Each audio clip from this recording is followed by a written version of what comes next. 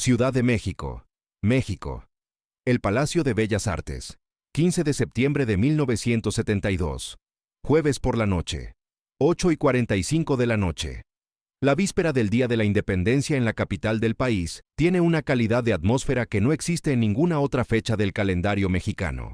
Las calles alrededor del palacio están llenas con el movimiento particular de una ciudad que se está preparando para celebrarse a sí misma, con banderas colgadas en los balcones desde 3 días antes, con el olor de puestos de comida que llevan horas instalados en cada esquina disponible, con el ruido de una metrópoli que ha decidido colectivamente que esta noche merece ser ruidosa. Pero dentro del Palacio de Bellas Artes, la noche tiene una temperatura diferente. El interior del palacio es uno de los espacios más formales de México, un edificio que fue construido para comunicar que el arte y la cultura de la nación merecen el marco de mármol, los murales, el peso arquitectónico de algo que se tomó muy en serio a sí mismo desde el primer ladrillo. Esa noche el gran salón estaba preparado para una ceremonia oficial del gobierno federal, una gala en honor a artistas mexicanos distinguidos que recibirían reconocimientos formales de parte de funcionarios de alto rango. Había 2,000 personas sentadas en las filas del salón principal. Una mezcla de funcionarios gubernamentales, embajadores de naciones amigas, representantes de la industria cultural, periodistas acreditados y artistas de todos los géneros que habían sido invitados por la significación de la noche. Vicente Fernández tenía 32 años esa noche. Llevaba 5 años construyendo una carrera discográfica que comenzaba a tener el peso específico de algo que va más allá del éxito comercial y empieza a entrar en la categoría de la identidad cultural. Sus discos vendían en México y en toda la comunidad mexicana en los Estados Unidos, con la consistencia particular de la música que no necesita publicidad para circular, porque circula sola, de mano en mano, de casa en casa, con la velocidad de las cosas que le dicen a la gente algo verdadero sobre sí misma.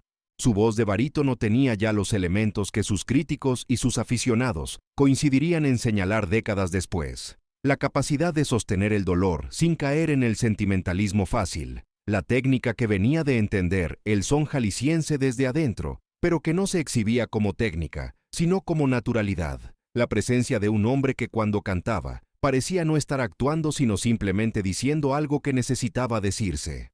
Había sido invitado a la gala como artista reconocido, no como el artista central de la noche, sino como parte de la representación de la música popular mexicana, en un evento que cubría todas las expresiones culturales del país. Estaba sentado en la tercera fila del sector, designado para artistas, con su traje de charro completo, el único charro entre los artistas presentes esa noche, rodeado de compositores, pintores, cineastas y escritores que usaban trajes de corte europeo o vestidos de noche de diseñadora. El funcionario que conduciría la ceremonia era el subsecretario de Cultura, un hombre de 57 años llamado licenciado Augusto Peralta Reyes, carrera burocrática de 30 años en la administración pública, el tipo de funcionario que sabe leer un discurso con entonación apropiada, pero cuya relación con el arte que administra es fundamentalmente la relación de alguien que gestiona cosas que considera importantes sin necesariamente sentirlas como tales. No era un mal hombre, era un hombre de su categoría y de su contexto, que había aprendido a moverse en los corredores de la cultura institucional mexicana, con la eficiencia particular de quien sabe qué puertas abrir y qué puertas dejar cerradas. La ceremonia comenzó a las 9 en punto. Los discursos inaugurales tomaron 40 minutos. Luego comenzaron las entregas de reconocimientos, cada uno precedido por una presentación breve del funcionario y seguido de una respuesta igualmente breve del homenajeado. El salón mantenía el nivel de atención respetuosa que los eventos de este tipo generan en su audiencia, un nivel que es suficiente para que nadie se sienta ignorado, pero que no alcanza la temperatura del genuino interés. A las 10:20, el licenciado Peralta Reyes se dirigió al micrófono con el siguiente reconocimiento de la noche. Era el turno de la música ranchera, de la representación del género que más claramente se asociaba con la identidad regional de Jalisco, y por extensión con cierta imagen de lo mexicano que el gobierno de la época gustaba de celebrar en las ocasiones oficiales con el mismo entusiasmo con que celebraba el muralismo y la literatura del boom latinoamericano. El licenciado leyó la presentación preparada por su equipo. Los logros discográficos, el alcance de la música ranchera como expresión cultural, la representación de los valores del campo mexicano en la era de la urbanización. Eran las palabras correctas, organizadas correctamente, dichas con el tono apropiado. Nadie en el salón habría podido objetar ninguna de ellas. Pero las palabras correctas dichas sin el fuego que las origina tienen una calidad particular, que el Salón de Bellas Artes esa noche recibió con la frialdad de los espacios que reconocen cuando algo es correcto pero no es verdadero. Fue entonces cuando ocurrió lo que aquellos que estuvieron presentes recordarían de manera diferente dependiendo de dónde estaban sentados y que tan claramente escucharon las palabras exactas, pero que en su esencia fue consistente en todas las versiones que circularon después. El licenciado Peralta Reyes, alejándose del texto preparado con la tentación particular de los funcionarios que en ciertos momentos sienten el impulso de ser espontáneos, se dirigió en el micrófono hacia donde Vicente estaba sentado en la tercera fila y dijo, con el tono de quien hace una observación que considera ingeniosa: y ya que tenemos aquí al representante de nuestra tradición charra, quizás podría demostrarnos cómo se canta como un verdadero charro, para que todos los presentes vean de qué está hecha nuestra música popular.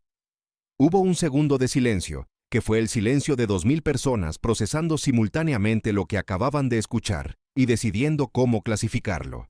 Si era una invitación hecha con la informalidad de alguien que no ha pensado completamente en las implicaciones de pedirle a un artista que actúe sin preparación, sin su banda, sin el entorno de su música, en el medio de una ceremonia oficial que no estaba diseñada para ese tipo de momento. Si era un elogio que tenía la estructura de un desafío.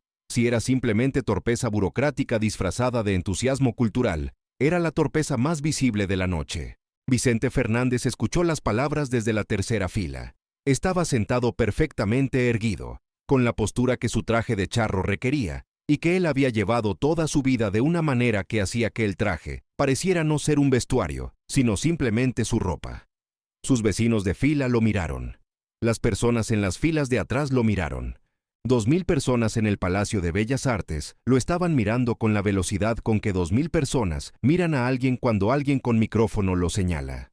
El licenciado Peralta Reyes esperaba de pie en el estrado, con la sonrisa de alguien que cree haber dicho algo que va a resultar memorable en el sentido correcto. Vicente se tomó un momento, no para pensar, porque lo que iba a hacer no requería pensamiento en ese sentido. Se tomó un momento porque los momentos merecen ser tomados cuando contienen lo que éste contenía. Luego se puso de pie. No dijo nada mientras caminaba hacia el escenario.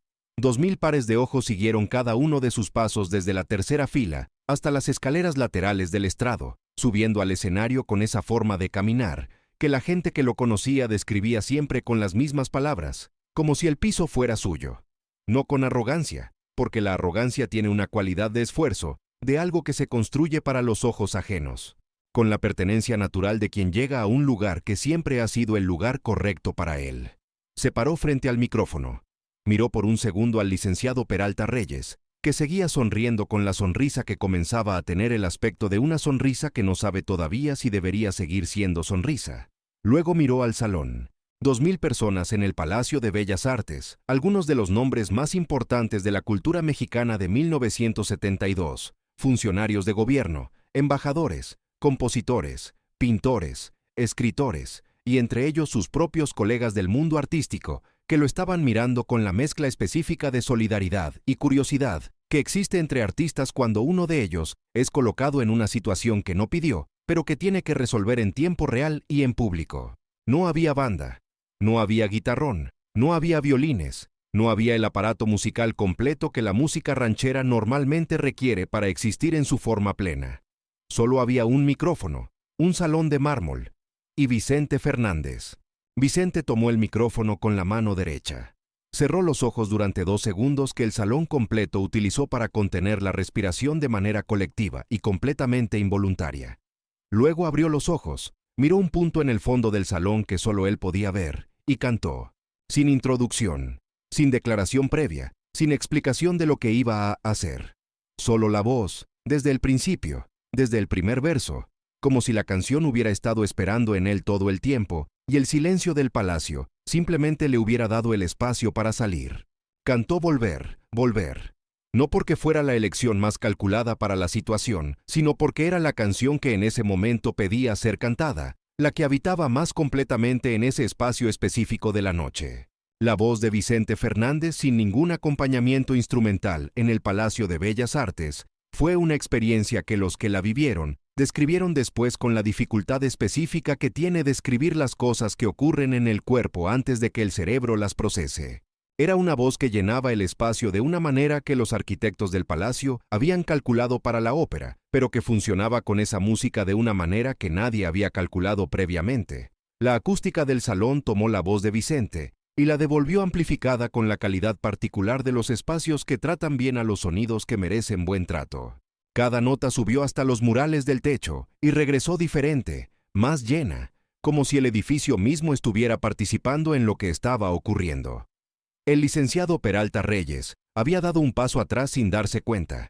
Estaba parado a 2 metros del micrófono con la expresión de alguien que hizo una pregunta ligera y recibió una respuesta que pesa mucho más de lo que la pregunta merecía.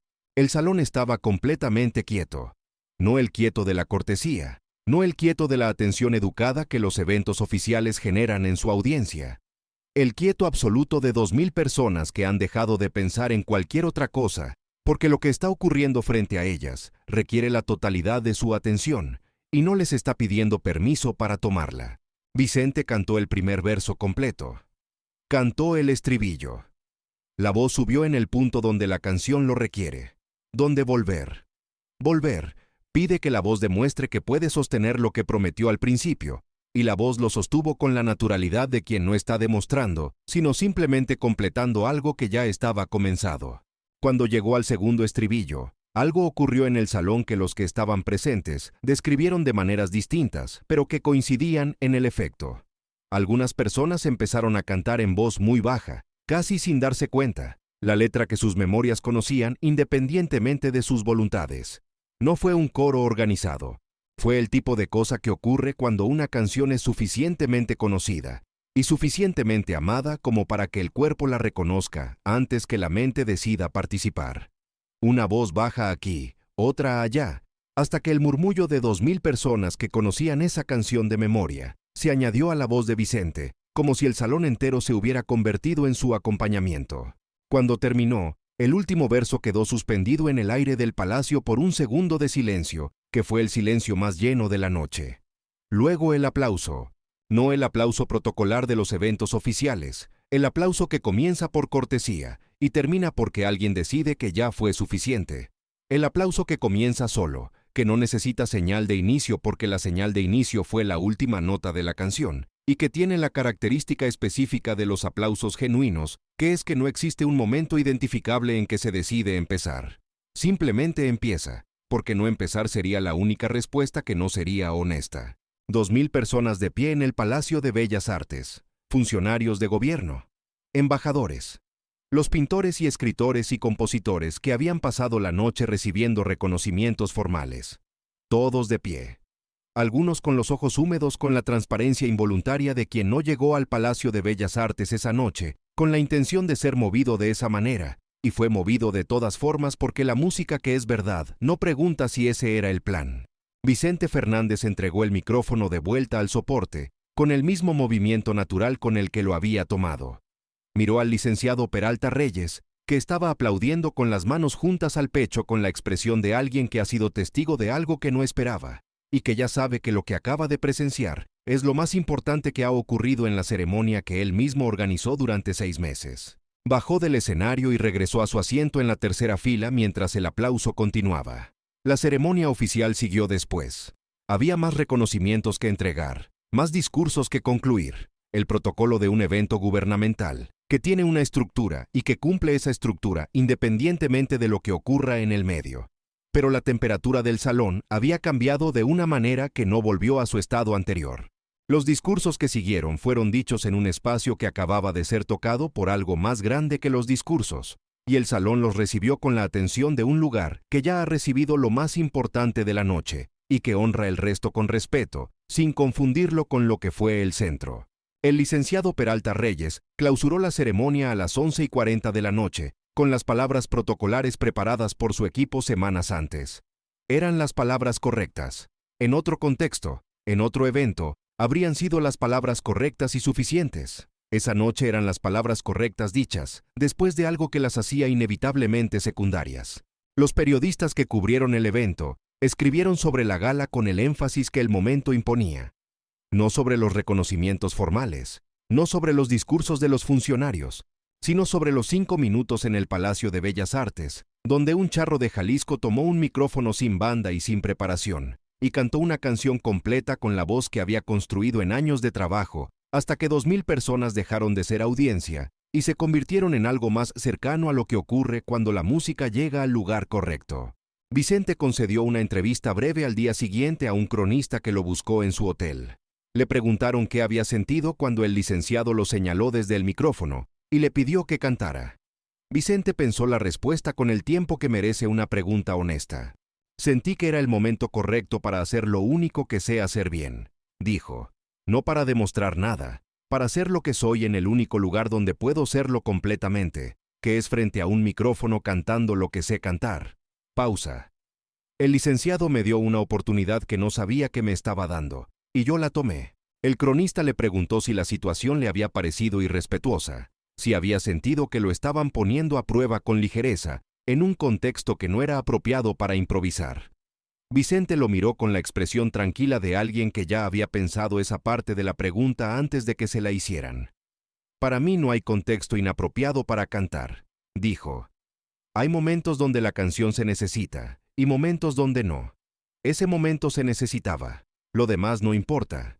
La grabación de audio de esa noche, captada por el sistema de sonido interno del Palacio, circuló durante años entre coleccionistas y aficionados como uno de los testimonios más extraordinarios de la voz de Vicente Fernández, en condiciones de absoluta desnudez, sin producción, sin arreglos, sin el aparato que normalmente rodea a la música grabada. Solo la voz, el micrófono y el Palacio de Bellas Artes devolviéndola amplificada al salón, lleno de 2000 personas que no habían esperado que esa noche les iba a ocurrir algo así. Lo que el licenciado Peralta Reyes había pedido como un gesto de programa, casi como entretenimiento de relleno entre un reconocimiento y el siguiente, se convirtió en el momento central de aquella celebración de la víspera de Independencia, el momento que sobrevivió a todos los demás en la memoria de los que estuvieron presentes, el momento que siguió siendo contado décadas después, con el detalle específico de las cosas que no se olvidan. Porque hay momentos en que alguien con todo el derecho de negarse, con toda la razón del mundo de señalar que esa no era la circunstancia correcta, que el escenario no estaba preparado, que no había acompañamiento, que la petición había sido hecha con una informalidad que no merecía respuesta formal, elige en cambio hacer lo que sabe hacer, sin condiciones, sin explicaciones, sin otra motivación que la de ser completamente lo que es en el único espacio donde eso es posible. Esa es la definición de un verdadero charro, no el traje, no el sombrero, no el protocolo de una tradición. La capacidad de llevar la canción completa consigo a donde sea que vaya y de entregarla cuando el momento la pide, sin que nadie tenga que preguntarle 2 veces,